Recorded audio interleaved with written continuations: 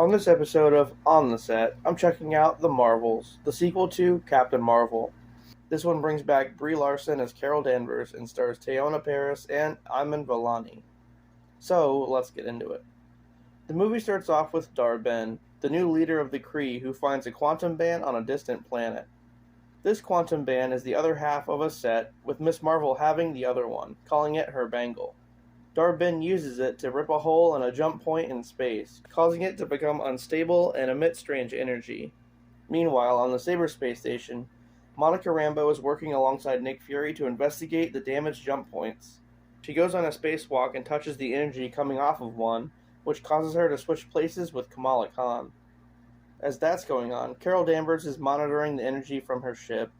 She goes to a Kree warship and, mid-fight with the Kree soldiers, suddenly switches places with Kamala. As the battle ensues, the Kree soldiers get pulled back to Kamala's living room, and the fight destroys her house.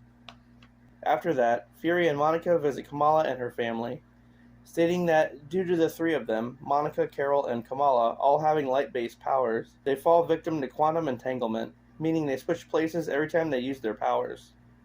The three of them team up to go after Dar-Benn, who plans on using the damaged jump points she's creating to pull resources from other planets into her own, because her planet is basically dead. It's mentioned that Captain Marvel went there to destroy an AI that controlled the Kree, and in doing so, killed their son and depleted their resources on the planet.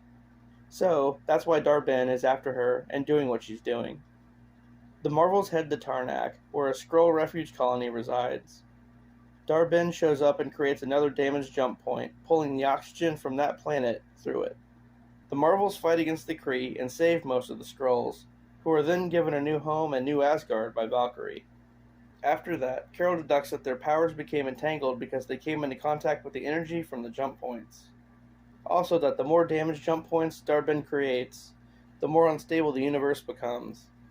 Then, they head to a planet called Aladna, where not only is Carol considered a princess there, but they all communicate through song. And yes, Brie Larson sings in this scene. Carol became the unofficial princess of this planet to maintain a relationship with their defenses and their leader. So then, Dar-Benn arrives to steal the water from their oceans. A huge battle occurs, with Carol and Monica double-teaming her. But Dar-Benn's quantum band absorbs their energy, and she uses it against them. After that, they chase her to space, where she plans on stealing our solar system's sun for her own planet. In a final confrontation, the Marvels team up against her and kick her ass pretty bad, ending with Dar-Benn getting impaled. Trying to rectify what she did to their planet, Carol agrees to use her powers to jumpstart the Kree's sun. But, while their guard is down, Dar-Benn grabs Kamala and steals her quantum band, completing the set. She uses the bands to open a bigger tear in the multiverse, but the power is too great for her, and it disintegrates her. Now, with a giant hole in the multiverse, Monica devises a plan to absorb the other Marvel's energy and close the tear. She's successful in doing so, but it traps Monica in another universe. A while later, Carol does what she promised and jumpstarts the Kree's sun, giving them light yet again. After that, Kamala and her family move to Louisiana, and Kamala decides to start a new team. She goes to Kate Bishop's apartment and mimics the same speech that Fury gave to Tony Stark at the end of the first Iron Man movie. She tells her that she wants her on her new team, along with Cassie Lang and some others.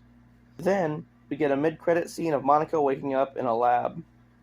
She's greeted by her mother, Maria, only it's not her mother. She's in an alternate universe where her mother is Captain Marvel. And suddenly, a doctor walks in to speak with her. But not just any doctor, it's Beast from X-Men. The end. Well, damn, that was pretty epic. A lot of people hated on this movie because it displayed feminism or something like that, but that's not even true. It was a story of three heroes coming together to defeat a greater threat. It just so happened to be chicks, so whatever. Brie Larson was amazing in this. Also, Teyonah Parris and Iman Vellani were too. Dar-Benn was a compelling villain with a believable story, and she was played by Zawe Ashton, the wife of Tom Hiddleston. But how about that ending, though? The introduction to the X-Men. That's pretty wild. Anyway, I hope you guys enjoyed this one, and I'll see you later.